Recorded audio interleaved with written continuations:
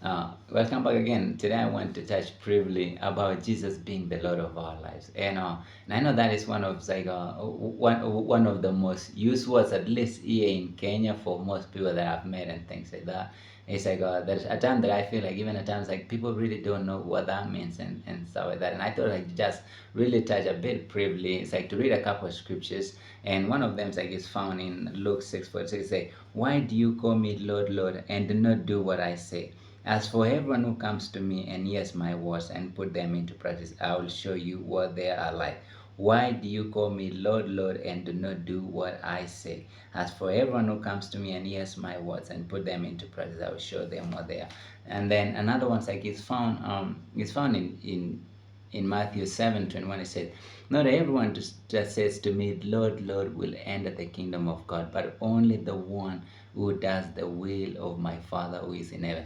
And let's do is like even the first one, the first scriptures when it says like not it's like why do you call me Lord, Lord, and do not do what I say? And let's just bring it into a place of practical words and things like that. Or what is really sometimes like really common here. It's like for us, like let's say for example that we know that Jesus says like man bless, like it's like a bless and do not curse. It's like that. It's like if he is the Lord, if he is the Lord and God, if the Lord of my life, it's like that I know that he says like bless and do not curse.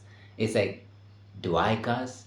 It's like whenever it says like man, it's like love your enemies and do good to those even who are bad to you.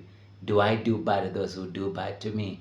It's like even his word like says like man that says like do not repay evil for evil. It's like, do I repay evil for those who does evil to me? It's like his word also says like man, forgive for you have been forgiven. Do I hold offense and unforgiveness? Because really these are some of the scriptures and some of the words that really cut through us and devise to really say, is Jesus truly the Lord of my life? Or I do as I feel? Or I do as what everybody else feel? Or do I really follow what his word says? It's like when he says like man, it's like bless everyone who curses you. It's like it even says like man, it's like bless your enemies and do good to them. It's like, do you pray that your enemies die?